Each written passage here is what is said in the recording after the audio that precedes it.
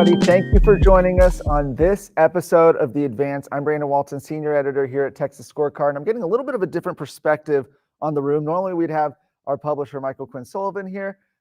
He is not going to be with us this morning. I think it's payback for the fact that I was gone the last couple weeks, and so he decided to skip out on this one, but that's okay. We've got plenty to talk about, and that is, of course, because on Saturday, filing began for the upcoming primaries and elections across the state. So last week, Michael and I talked about the elections that ultimately happened last Tuesday, dealing with mostly constitutional amendments, local property tax increases, et cetera, that happened in that November election. Well, we're already now looking forward to the next set of elections, which is just a few months away. Primary elections will take place in March of next year, and filing began on Saturday. It continues through December 8th. And already the ballot is shaping up to be one with some pretty interesting contests. Of course, at the top of that list, I think the one that's getting the most attention is that U.S. Senate race, where Senator John Cornyn is being challenged not just by one, but by two challengers in that race, Congressman Wesley Hunt and, of course, Attorney General Ken Paxton, both who have criticized John Cornyn for his record as his time in the Senate.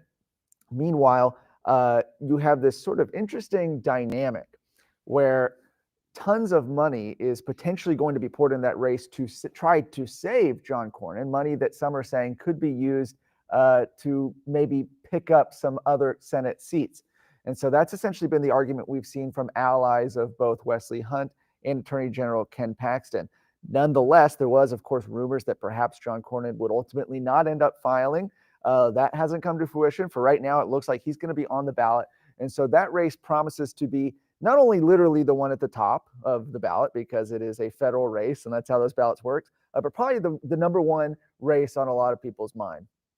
Now, last night actually in Houston, Governor Greg Abbott made official his run for a fourth term as governor of Texas. And look, whether you like him, whether you don't like him, whether you're somewhere in between, it is important to note that him running for a fourth term, if he is successful in that endeavor, would be actually unprecedented here in Texas.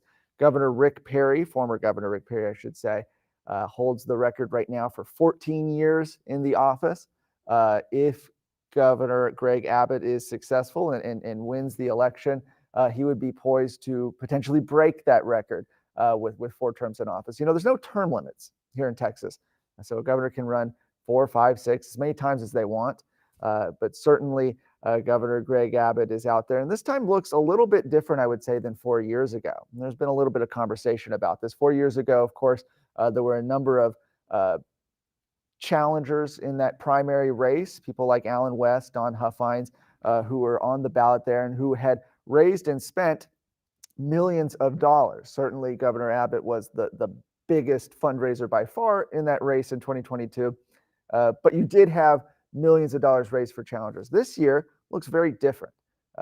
While the governor is touting nearly $100 million, I think it's about $90 million, campaign war chest right now, none of his declared opponents, of which there are just a couple, have anything close to that right now. I think Pete Chambers, somebody who I've seen quite a bit of talk about on Twitter, the last reports have about $30,000. And so looks like the governor is poised to run away with this. And he's starting to already set his eyes on November of next year. So that general election race where he'll be facing a Democrat opponent, and then the next legislative session as well. Now, who that Democrat's going to be, that remains to be seen. Right now, the front runner, I would say, in the Democrat race is State Representative Gina Hinojosa. Now, if you haven't heard of Gina Hinojosa, she's a Democrat from Austin. She represents Austin in the state legislature, in the state house. Liberal Democrat, as you can imagine, somebody who has been particularly outspoken against issues like school choice, against protecting children from explicit material. She's just a far left Democrat from Austin, as you would imagine. She's right now the front runner for the governor's race for the Democrat ticket. You've got some other people in there like Andrew White, somebody who is the son of former Democrat Governor Bill White. He ran a campaign several years ago, did not win. Now he's trying it again. But those are the candidates that the governor is potentially going to be facing up against next November. And already he's starting to lay out what he wants to see accomplished during the next legislative session. Now, of course, I'll start with the caveat that we are not in really the legislative season, save for any special sessions that could potentially be called. We are in campaign season pretty much fully now, which of course means that there's a lot of talk during campaigns. We all know that. And the issue that was at the forefront of the governor's re-election speech last night in Houston was property taxes, lowering the burden and ultimately putting the state on a path to potentially eliminate property taxes. Now, these include notably a reform that he was pushing earlier this year at the start of the legislative session that ultimately never passed, and that would be requiring local property tax increases to receive a 2/3 supermajority vote by voters before they actually went into effect. Now, there were billions of dollars of local property tax increases that were approved by voters last week. Had that reform been in place, none of them, to my knowledge, most if not all of them, would have passed because none of them received over 66, 67% of the vote. Now, that is something that he pushed at the beginning of the session in a State of the State address. We didn't see it happen. The legislature didn't take that up. Governor says he's not giving up on that. He put it as part of his plan to eliminate property taxes, as well as some other points. We won't go through all of them, but they're up at texasscorecard.com. And I tweeted out just earlier on my X account, I should say, at B Waltons. You can see some of those points. Whether or not they actually get done, right, remains to be seen, but that's what he says he wants to see happen. So that's the governor's race that's happening right now. You've got some other interesting races as well that are shaping up at the state level, namely the attorney general's race. Now, Ken Paxton, of course, because he's running for Senate, he's not going to be running for attorney general. Texas is going to have a new attorney general come 2027.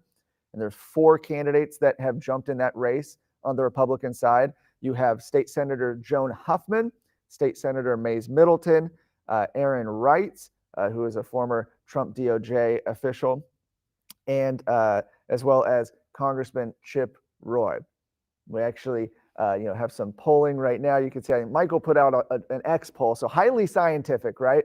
But shows, I think, Wrights and Roy sort of leading the field there. Some other polling, some more maybe scientific polling has come in that shows that right now Chip Roy is definitely leading that field, partially I think because of his name ID. He's somebody who's been in Congress for a while, has been a known commodity. Some of the other candidates have not really gotten their name out there, but we do have several months to go until that election happens. So certainly that could change in the coming months, but that's shaping up to be a very interesting race. You also have agriculture commissioner being contested again. Now, Sid Miller came in at the same time that Governor Abbott and Attorney General Ken Paxton came in. They were all elected in 2014, and so this would be a potential 4th term for agriculture commissioner Sid Miller, somebody who has faced primary challengers before. He's faced a challenge in both of his previous re-elections and came out on top. You had his race against Trey Blocker in 2018. And then in 2022, former state representative James White failed to defeat Sid Miller then. This time you have, again, another candidate out there, Nate Sheets, the founder of Nature Nate's Honey, a businessman here in Texas, who has announced his campaign and has been out there right now. Whether or not this race looks any different than the 2 challenges before it does remain to be seen. Certainly, Sid Miller has gotten off pretty easy in those elections, has made it out, I should say, with pretty big margins. Whether or not this remains the same, we'll see, but that's another interesting race on that ballot. And then I think it's also worth noting that in that Democrat Senate race, you have some Democrats as well that are lining up to run for that. So whether it's John Cornyn, Wesley Hunt, or Ken Paxton that ultimately wins that congressional seat, wins the nomination for the Senate seat for the Republican Party, you're going to have Democrats as well that are filing. Namely, you have Colin Allred, who ran, of course, last cycle against Senator Ted Cruz and got trounced. And then you have James Tallarico, again, a very liberal state representative in the Texas House from the Austin area, is also throwing his hat in the ring. And his whole shtick is being I'm a religious person, but fill in the blank, whatever wildly left-wing cultural issue, right? I'm a religious person, but we shouldn't have prayer in schools, or we shouldn't we shouldn't protect children from forced gender mutilation, essentially, all those things. That race could expand. There's been talk that Congresswoman Jasmine Crockett, who has become a rising star in the Democrat Party, could decide to run into that race. She hasn't yet, but she has kept the door open. And so whether or not more candidates get in that race does remain to be seen.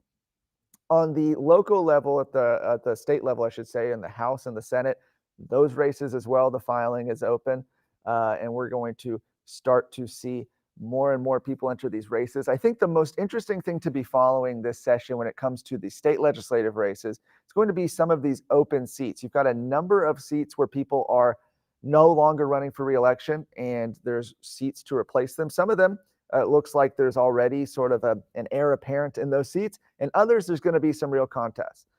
These retirement announcements include, Representative Tony Tinderholt, who's running for county commissioner up in Tarrant County. Dade Phelan, former Speaker of the House, announced, right, he's not going to be running for reelection. There's a number of these open seats. Even the most recent one, just last Friday, one day before filing began, you had John Smithy, a state representative from up in Amarillo, announce that he's not going to be running for reelection. And so you've already have a couple candidates announced in that race, and you're going to have an open seat race there. So while there are certainly some challengers, people who are challenging incumbents, I think a lot of the interesting stories when it comes to what happens ultimately in that primary election in March, and potentially those runoffs in May down the line, are going to be what happens in those open seat races. And so that's certainly something we're going to be following at Texas Scorecard. But that's what we're looking at. That filing, as I mentioned, it began on Saturday. It's going to continue through December 8th. So it runs for about a month. And when December 8th, when the clock strikes, I think 5 o'clock is the deadline, if memory serves. When December 8th passes, we're going to know for certain what those ballots are going to look like in the March primary. And then there's only a couple months, right? Especially when you factor in Christmas and New Year's and all that. Only really a couple months after then where campaigns are going to really be ramping up to get their messages out to voters. And so as we head into this campaign season, we're going to continue following it at Texas Scorecard. But for right now, I think that pretty much does it for this episode of The Advance. I'm Brandon Waltons. Thank you for joining us.